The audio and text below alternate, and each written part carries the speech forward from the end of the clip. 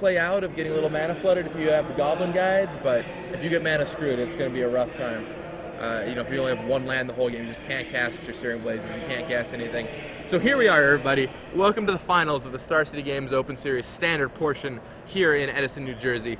I'm Gavin Verhey with Jacob Van Lunen, and we're about to watch an awesome final matchup.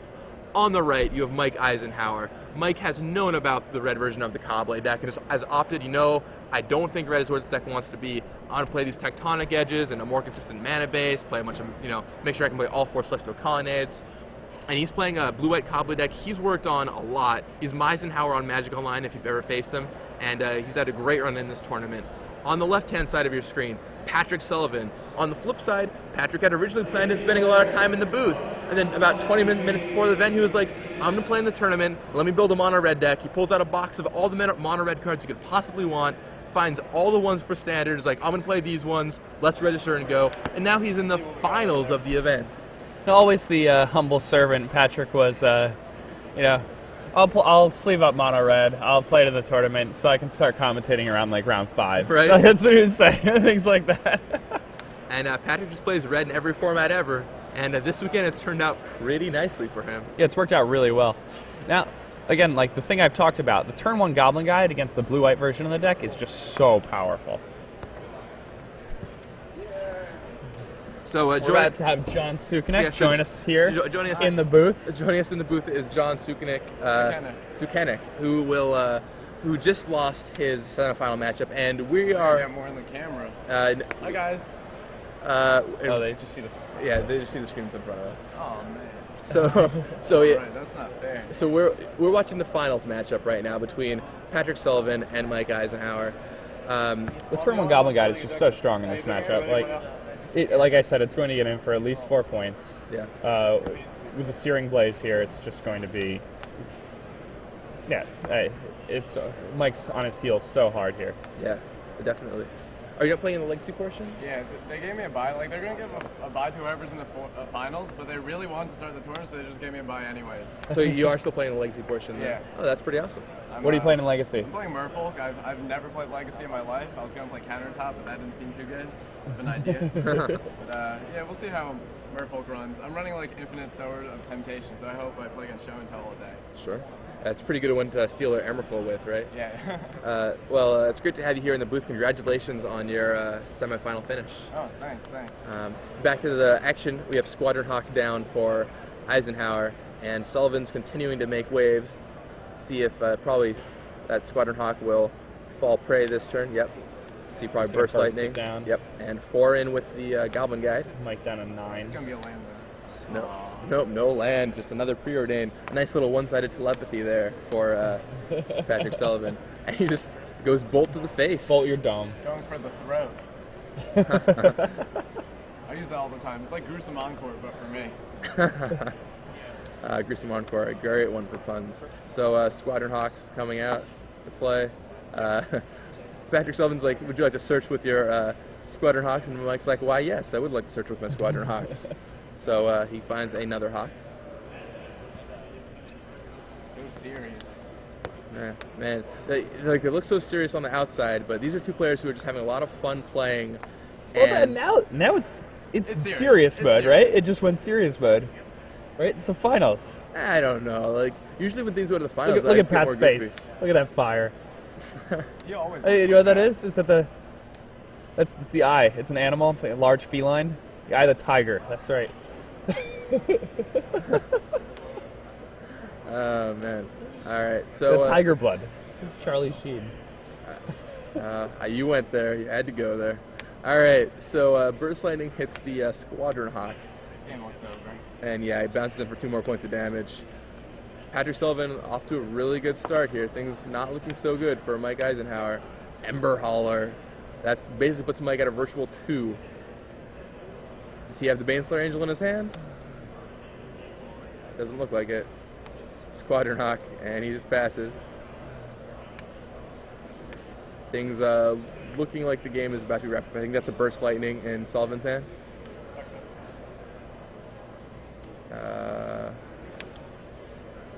4 damage.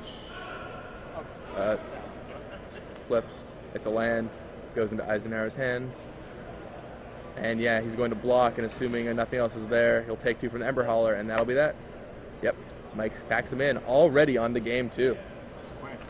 That is quick. And Pat just saws through these blue-white Clawblade players. Jeez, yeah, he is. Like, he plays matches when his opponents have cheap removal, but against these blue-white decks. Stacked for him. It was really good. Like, he had a good matchup against me too. Yeah, like that's one of your worst matchups, right? The mono red deck. Yeah, I mean, yeah. Like, this one, like, I can't really Pyroclasm that well as I can against Kadotha Red. But this one is also a little bit less explosive, so right. I guess it's a trade-off. And there are less creatures. He has more burn spells. Yeah. So in between games 1 and 2, we're going to be giving away 1 year of free premium. Get your hashtags ready on your Twitter accounts. Hashtag SCG Premium. And what do you want the question to be for this one, Jacob? Did you have anything in mind? Did you say my deck name yet? If you did, you can have that one. No, we have not said your deck name yet. Sorry. So you can go and check on StarCityGames.com if you go and check the top 8 deck lists. John Sukanek had a particular red legend in his sideboard. This is good. Oh, yeah. It was written in all capital letters on his deck red sheet, and he's a big boy. Yeah. So I'd like to know what the legend is that's in John Sukanek's sideboard. Yes, you go look at it, you will immediately be able to pinpoint what this card is. What card I am talking about. Yes, it was an exciting card on the sideboard. We won't talk about it quite yet. We'll wait till all the entries get in. But yeah, that was certainly an interesting sideboard choice. But in between games, we're a little curious, John. So in game 2, you had the opportunity. Jonathan. Okay. In game 2, you had the opportunity to cast Inferno Titan or Mold Shambler. Do you feel like you made the right play there still with Mold Shambler and his Gideon? Like, even if I played the Inferno Titan, that means I couldn't kill Gideon that turn. And, like, it seemed like he could just zero and, like, attack me back. And then he also had Celestial Colonnade. And, like, if he had any form of swords, I probably would have lost also. So I wanted to hold up Lightning Bolt the whole time. I mean, I think I tapped out to play Mold Shambler anyways. But I didn't put him on having swords because I figured he would play one already. So I felt like the Gideon was more important than landing Inferno Titan. Yeah, I mean, it was certainly that was a hot point of debate on the Twitter feed. But some people were asking about that. Oh, I understand. But yeah, I mean, we felt like you made the okay play. Plus, like if you play Inferno Titan and he just has a Day of Judgment, it's just so bad for you. Like you just instantly lose. He has Gideon. I don't want to like overextend. Yeah, absolutely. Man. So how do you feel? Have you play against any red decks in this tournament so far? I play against Mikey K playing Kadotha Red. He does like MTGO videos or something like that. Is that website? I think the name sounds familiar. All right. Well, so he does Pauper, and yeah. But yeah, game 1 he like Kadotha Reds me. I can't do anything. Game 2, I think I just Pyroclasm like a Memnet that plays around it, and then game 3 I get triple Pyroclasm and Mold Shambler Chimeric Mass, and I win. So I got pretty lucky. That guy gets second, that beats you. That is pretty fortunate because normally that's an awful matchup for you, right? Oh yeah, definitely. But I remember back in the San Jose Open Series when the rug deck was kind of like breaking out again. Everyone was like, the red deck, yeah, that's absolutely what we do not want to play against. But like it's like I don't want to play against it, but it's manageable. okay, fair enough. So looks like Mike Eisenhauer takes a mulligan here. And so he's going down to 6, already down a game. Things looking up for Patrick Sullivan. I haven't taken a gander at his hand yet. Have either of you seen what he drew? I've not. Trail, but that's about it. All right, let's see. So looks like his hand has Day of Judgment, Tectonic Edge, Glacial Fortress, Sword of Body and Mind, something Mana Leak. I Day think that's and a Mana Mana Leak. Yeah. Right. All right. So Sullivan's hand, I see Searing Blaze, and then another Goblin Guide. Just every single game that guide comes so out Mike to gets play. a refund on his mulligan, but I'm sure he'd rather not get that refund on his mulligan and have his opponent not have the turn 1 guide. That guide is so brutal, especially with that mulligan. And without Lightning Bolt in the blue-white Cobblade deck, it is going to be tough to deal with that guy. I'm surprised Mike didn't play the Preordain in it. Oh, did he have the Preordain in the turn He has before? Mana Leak in his hand. Oh, okay. Yeah, I think he's like, well, I can't afford to let him up the pressure with the plated GOP or something similar. Makes sense. Yep, and here comes Lightning Bolt, going to drop Mike down to 13, and then the attack from Goblin Guide will bring him down to 11.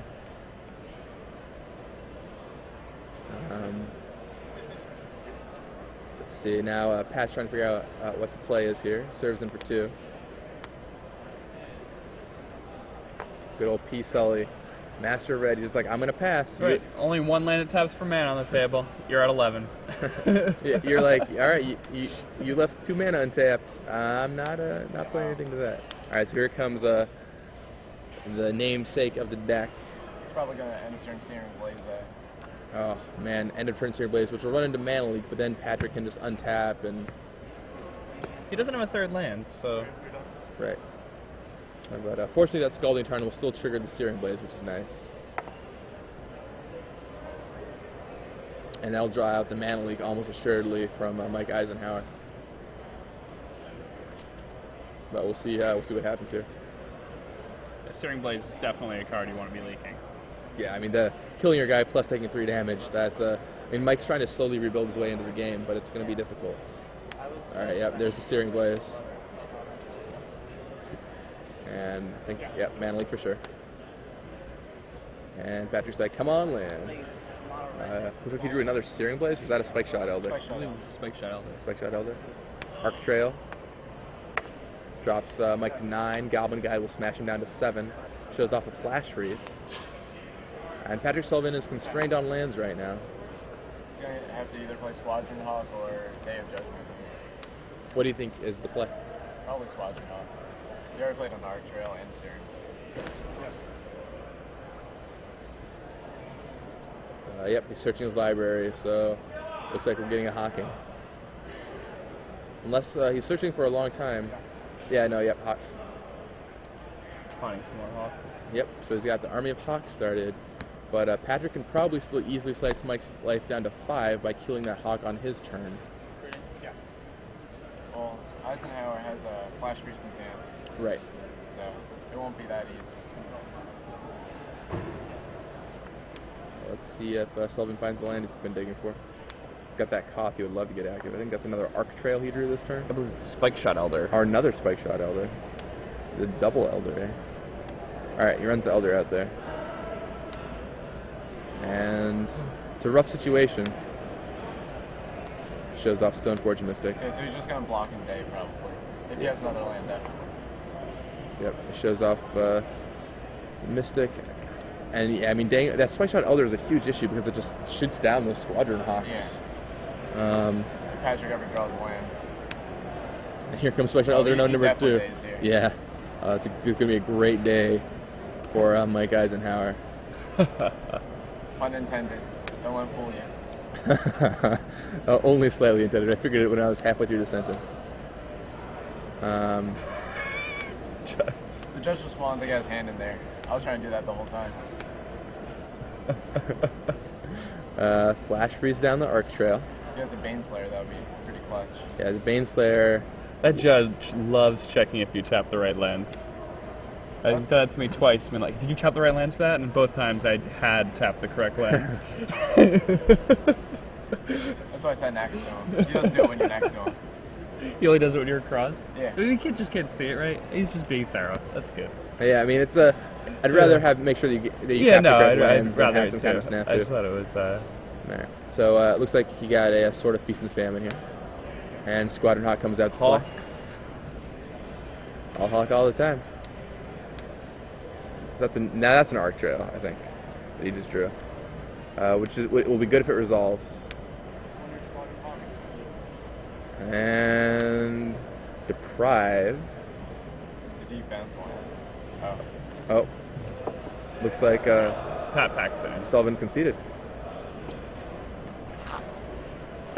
I thought maybe he could still pull that one out, but apparently felt like it was getting a little out of his reach. Seemed kind of preemptive. I think the interesting thing here is with the Legacy tournament, like these guys both have buys, right? But the Legacy round 1 is already underway. Oh, actually, Mike couldn't make it. He couldn't find Mox Opals and he forgot to sign up. Really? Oh man. In that order, I think. Well, maybe not then, but at least with Patrick, he's playing a Legacy tournament. Like, the time is actually an important issue, right? Because he's like, well, if I only have 5 minutes left, how am I going to pull out my box of red cards and build a deck in time? It took me 20 minutes to build this deck. I mean, you know, I can put in all the flame rifts I want, but... So they're off to an epic game 3. This should be exciting to watch.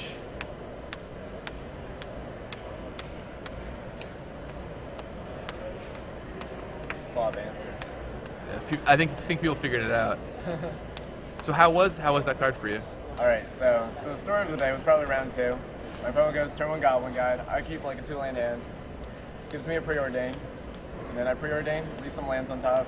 Get more lands. Turn 3 Explore. He has Step Links. Okay. Keeps special enough that we plays around Pyroclasm. I'm like, turn 4 Slam Down Kazul. Go. And he like reads the card, and he's like, oh, I see what it does. All right, landfall. Wait, what does that card do? And he reads it again, and he pretty much just almost never attacks the rest of the game. He's like attacking with Step Links. I'm just like Obstinate Bailoff. He's like, fine. And that was pretty much the only time I played Kazul all day, but it was worth it. It was going to be Chandra and Nalar at first, but Kazul got the job done. Wow. Yeah, it seemed like a pretty spicy sideboard card, and I guess in that situation it certainly worked out the way you wanted it to. Yeah, I kind of wish that like Naya decks last season ran a singleton because it's really good against Vengevine. Like they resurrect the Vengevines for sure. and like they can't attack unless you get 3/3s on the right, die. and you just block the Vengevines again. Yeah. I really like Chandra a lot right now. Oh yeah, I was surprised it wasn't a Chandra. It kills Titans and stuff, but I was worried about my aggro matchup. It's really good against like the Cawblade decks. Like it just like eats things every single turn. Yeah. I didn't like that it dies to Colonnade and Gideon fairly easily. I think Chandra. It definitely loses the Gideon War. Yeah. I think Chandra might be the most. Chandra and Nalar might be the most underplayed Planeswalker. I really feel like every time I play with that card, I'm like, this card is awesome. But I don't. Whenever I have it in cube, it's always like one of the best cards in my deck. Yeah, I mean, it like kills Baneslayer Angel, sticks around to fight for more. Yeah, that's true. I guess maybe that's not as big of a factor as it was a year ago, but still, I mean, It trades with a Titan. right? Trades with the Titan. It might have its time sometime. Eventually, I think there'll be the right deck for it eventually. But right now, with I think it fits better into a controlling strategy. And right now, the RR cost. Well, why not just cast Inferno Titan, right? Yeah. So. Inferno Titan Cop, like there's just better red cards right now. Right, that's what a lot of players have opted for. In the meantime, Mike's off to another mulligan here in Actually, game 3. top 16, top 32 to Grand Prix playing Chandra Nalar in a Shaman's deck. I mean, Shaman. I love me some shamans. I am Lorwyn block. I am pro shaman. Yeah. Love pictures. I noticed that you had your picture taken so many times yesterday. Oh, I was like shoving my face under that camera. I want to get on that. Absolutely. All right. Well. All right. Spike Shot Elder comes down turn 1 for Patrick Sullivan. We saw the power of like the 1-drops in Pat's deck. Like last game, like even though he was stuck on 2 lands, even though like he was struggling with his mana that whole time, the fact that he had with 1-drop, like that dealt 10 points. Yeah, that was gigantic. I mean, yeah, very few of his other spells resolved, and he still got that to work. So 3 damage from the Spike Shot Elder. And I don't think Mike has any other lands in his hand, so he's a preordained into him. oh no, for Mike. All right, well, let's see if he found one. I couldn't quite see. He pulled his hand back from the camera. Is that Well, he left one on top, so it seems likely. Yeah. So Elder comes in, and I think Patrick drew a stagger shock there. Okay, passes. I'm ping him for 1. Yeah. And Patrick being very careful, just like, I've got this Elder, I'm just going to keep using it to deal these small increments of damage, and my spells will come down later. And Elder cracks in for another point of damage. And I think Patrick is probably perfectly content just to pass the turn again. Mike lays his 4th land. Looks like he's got Baneslayer Angel, Day of Judgment. I think that was a Baneslayer. It might have been a second day. I think it was a Gideon. Or Gideon? Okay.